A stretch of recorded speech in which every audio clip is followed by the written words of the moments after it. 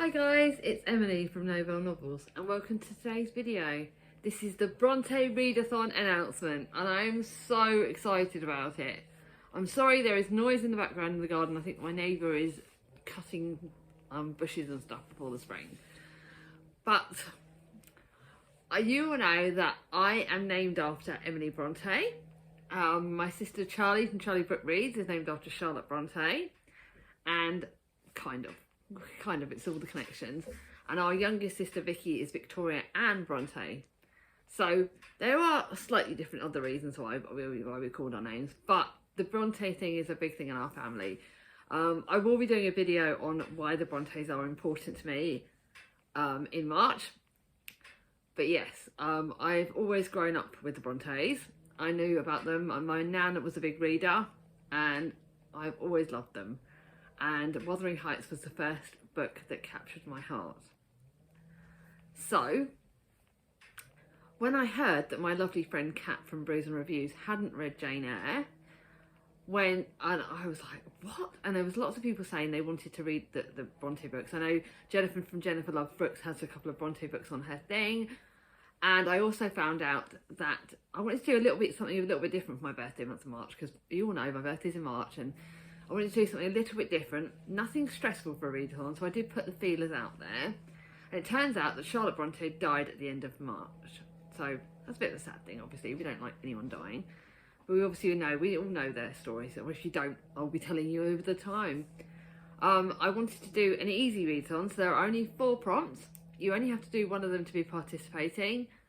I'm not necessarily setting a group book, but I will be telling you the book that I will be reading, and it's up to everyone else if they want to join. I won't be telling you my other prompts apart from like giving you some ideas for the prompts. So I will be telling you the names of the prompts. We've got 4 prompts, nice and easy ones. Most of them are easy. So if you want to participate, please feel free. I don't know if there is a hashtag or if I can do a hashtag, but link me in any videos you do. Obviously, if you put hashtag Bronte Readathon, I don't know how to create a hashtag or anything, but if you link me in any videos you do, I'll know that you're participating. You don't have to do set TBRs, you can do it in your TBR. I don't mind, but anything you do about the Bronte Readathon, please feel free to link me and I will share it. I will try and do a playlist. If anyone does any set TBRs, I will be putting a playlist together of the set TBRs. If anyone does any videos about this readathon, I will put it all in a little playlist thingy, because I did really enjoy doing that for the Spoonies last year. And yes, don't worry, Spoonies is still happening again. So I don't want this to be a long video because it doesn't need to be, does it? The Brontes are so important to me. I just absolutely love it. So the first prompt is read a book by the Brontes. So you've obviously got Wuthering Heights, Emily Bronte's work. You've got Jane Eyre, you've got all Villette, Shirley and Professor, you've got all the Charlotte Bronte's works, you've got Emily Anne Bronte's books, The Professor and, no, The Tenant of Boyville Hall and Agnes Grey, both of which are incredible. You've also got their poetry work, they've done so many different poetries, and there is another book that you will probably see on my TBR. There is The Tales of Anglia, which is the books of short stories that were put together with Charlotte Bronte and I believe Branwell Bronte, which is their brother, who is not spoken about enough because he just didn't publish anything set work. Yes, so read any of those books and you're participating, that's great. I love them. I am telling you now, I am reading Jane Eyre with Kat because Kat has not read it before.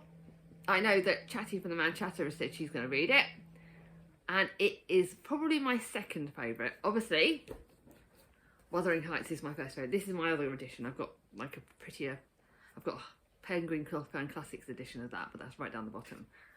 So Wuthering Heights is the book that I've read the most.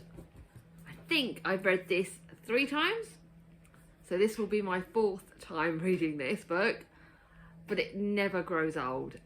It is probably one of the best books, absolutely, that's ever been written. It is my favourite by Charlotte Bronte. And if you want to start with Charlotte Bronte, please read this because by far this is my favourite. Although Katie's rated them. I did do a Bronte books ranking video, so I will link that down below if I need to try and find that. So this, I reread Tenant of Boyville Hall last year and I loved it. This I want to read. if I was to have more time, I'd probably read Agnes Grey because I love that.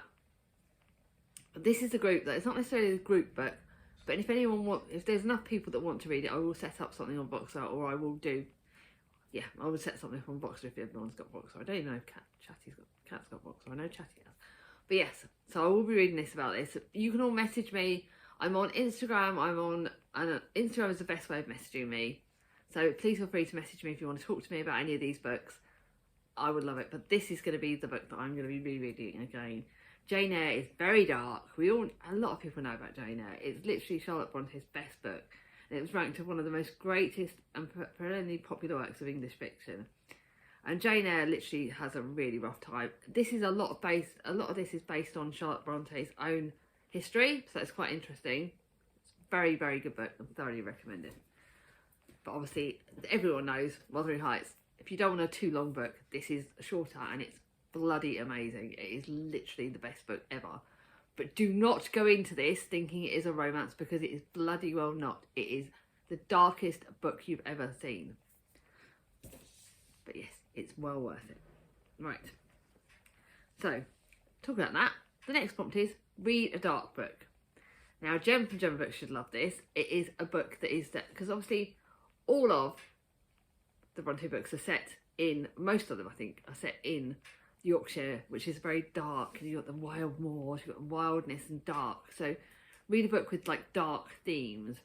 So you can either read it set in a dark place, you can either read it with like dark vibes, a scary book, if it's got a dark cover on it, anything that's sort of dark and spooky kind of. For those of you like horror spooky, if you like you've got like dark historical fiction books, you've got dark, what is it? Dark lit fiction, and there's some various different dark themes that you can go with. Dark depressing book, anything like that. There's so many different ideas, and you can really expand that. You can expand that sort of prompt to quite whatever's going to fit with your TBR and what will work. I love the idea of dark books, because like I said, the Bronte books are not happy books. They are depressing as fudge. So read a dark book, because it will just kind of get you in the vibes of the Bronte feels. The next one obviously is quite an easy one for me, and it was read a book with siblings, because obviously we know that the Brontes, the three sisters plus Branwell, and obviously you guys all know that I'm one of three sisters. Books with siblings in it is like sugar candy for me. I absolutely flipping love books with siblings. Sisters ideally, but siblings in general. You've got loads of books with brothers and sisters. It doesn't have to be just sisters. I'm not going to be like putting it as like any prejudice on that. Like you can do brother and sister, brothers and sisters. I've got some great examples of this. I've got obviously got Seven Sisters.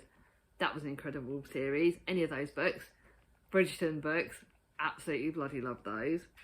The Walsh Girls series by the lovely Marion Keyes, which would work for the Irish Readathon, which is hosted by Leanne from Leanne Reads Book. Leanne, I'll link Leanne's channel because I know she's doing the Irish Readathon. So that the Walsh Girls books would fit with that. You've got the Brown Girl series by Talia Hibbert. They would all fit. Absolutely blooming love those. You've got Little Women. You've got obviously quite a lot of the Austen books. So you've got Sense and Sensibility. You've got Pride and Prejudice. Those two would work amazingly. You've got The Nightingale by Kristen Hanna. One of my favourite books. One of the books that I will be reading, not necessarily for this, but later in the year. Even though I might reread it for this. You've got East of Eden, which is a very dark historical, like classic, like a modern classic by John Steinbeck. That would work brilliantly, but that is again very depressing. You've got The Dutch House by Anne Pratchett. You've got The Brothers Karamazov thingy by Dostoevsky. You've got The Vanishing Half by Brit Bennett. There is a million different books that would work for that prompt. There is so many options. You've got some fantasy books. I know that there's a series by Michelle Harrison, that's a fantasy series, and it's got 3 sisters. That's a good book. And Twice as Nice or something like that. That's by Michelle Harrison again. That would work. That's another book I got recently. So you've got some fantasy books that would work for that. I'm trying to think of what other fantasy books. The Curse of Dark and Lonely series, those would work. The Curse Breaker series, that would work as well, because they've got siblings in it. I'm trying to think of fantasy series as well. Those are the ones I can think of at the moment. My brain is having a bit of hish-pish trying to remember anything else, but those books would certainly fit. Those books would certainly fit that prompt. Now the last prompt is a bit of a funny one, and you can laugh at me for this.